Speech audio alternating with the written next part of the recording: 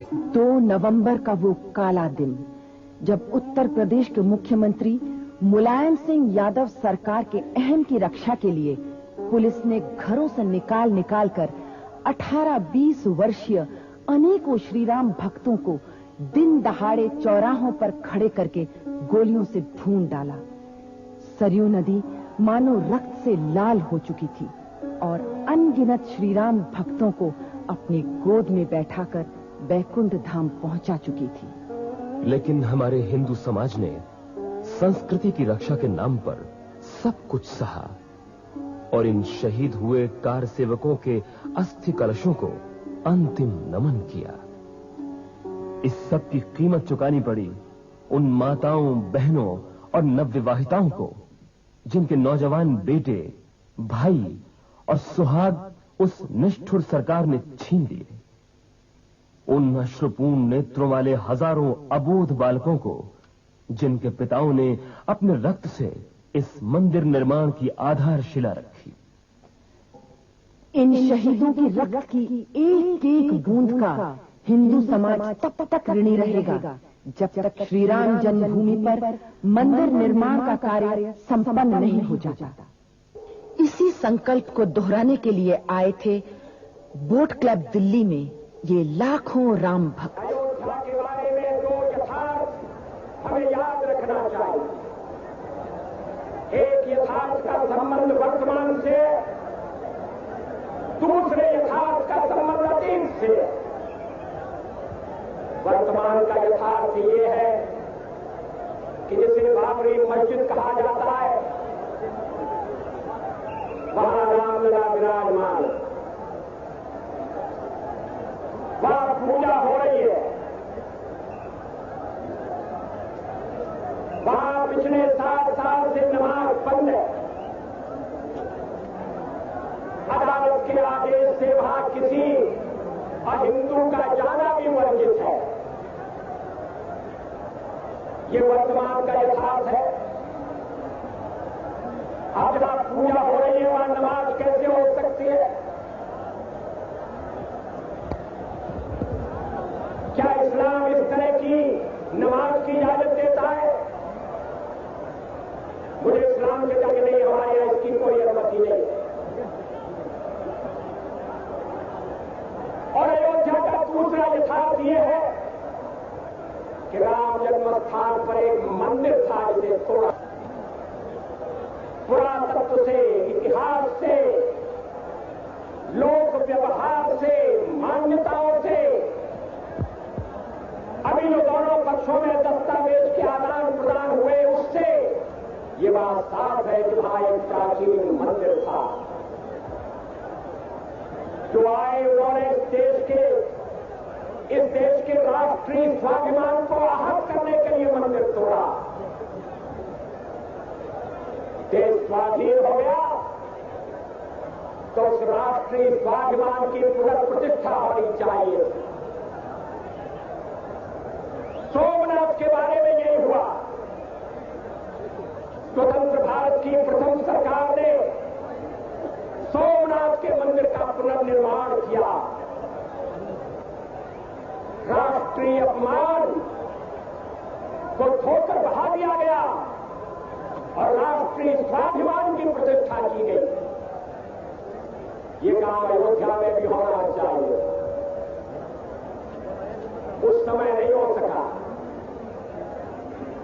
लेकिन अच्छा काम अगर बाद में भी किया जाए तो गलत नहीं होता, बुरा नहीं होता।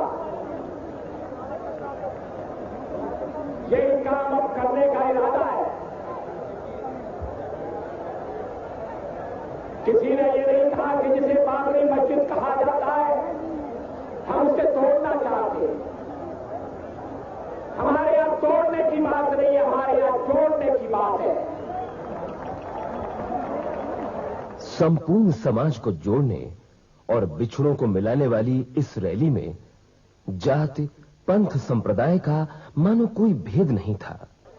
गुरु गोविंद सिंह जी महाराज ने घोषणा की थी राम अवतार ग्रंथ लिखे, राम कथा जुग जुग अटल, सब कोई स्वागत ले, स्वर्गवास रावण करा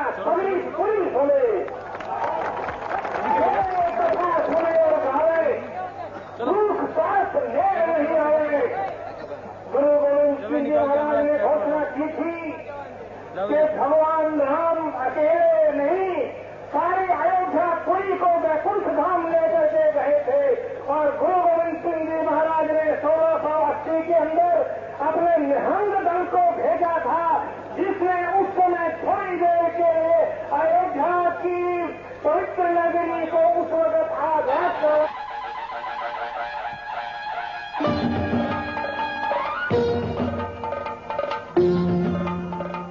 राम जी को संग ले, वेग ले, उमंग ले,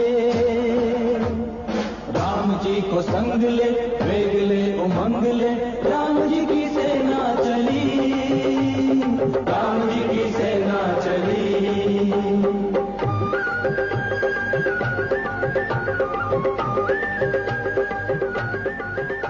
भारत की राजनीति को एक नई दिशा देने के लिए आयोजन हुआ सभी पंथ संप्रदायों के देश भर से आए हुए हजारों पूज्य धर्माचार्यों और संतों की चतुर्थ धर्म संसद का। कब हो सफल अभियान हमारा, कब सपना साकार हो। राम जय राम, जय जय राम, श्री राम जय राम, जय जय राम, श्री राम जय राम, जय जय राम, श्री राम जय राम, जय जय राम, श्री राम जय राम, जय जय राम, श्री राम जय राम, जय जय राम। बोलिए भक्तवत्सल भगवान की, भगवान श्री रामभद्र की, श्री राम जन्मभूमि की, श्री कृष्ण जन्मभूमि की, काशी विश्वनाथ भगवान की, अमर बलिदानी श्री राम कार्य सेवकों की, हर हर महादेव।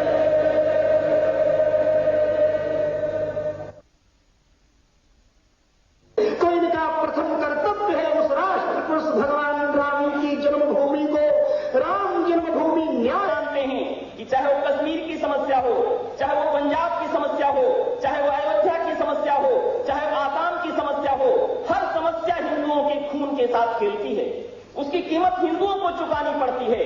देश में चाहे जहां दंगे होते हों, चाहे जिस जाति और संप्रदाय के बीच में होते हों, लेकिन उसकी कीमत हिंदू जान माल को देनी पड़ती है। वो आज से नहीं, स्वाधीनता के प्रथम दिन से ही शुरू हुआ। जब इस देश का बंटवारा हुआ तो हिंदुओं के खून की कीमत पर हुआ, हिंदुओं के प्राण की कीमत पर हुआ, हिंदुओं के सिर की कीमत पर हुआ। और उसी दिन से इस देश में सामुदायिक दंगों का एक इतिहास चला आ रहा है, वो अनवरत चलता चला जा रहा है। और हर सरकारें ऐसे इतिहास को हवा देती हैं, हर राजनीतिक दल ऐसे इतिहास को आगे बढ़ाते चल रहे हैं। स्वतंत्रता और लोकतंत्र की सुरक्षा के लिए, भारत की सीमाओं की सुरक्षा के लिए, अखंडता, अस्मिता, प्रतिष्ठा की सुरक्षा के लिए धर्म संसद के धर्माचार्यों को, हिंदू समाज को यह निर्देश देना ही पड़ेगा कि वो राजनैतिक दृष्टि से जागें और अपने मत का सोच समझ के उसका उपयोग करें। हिंदू के वोट का जब तक ध्रुवीकरण नहीं होगा, हम इन अपमानों के दौर से मुक्त नहीं हो सकते। जय श्री राम।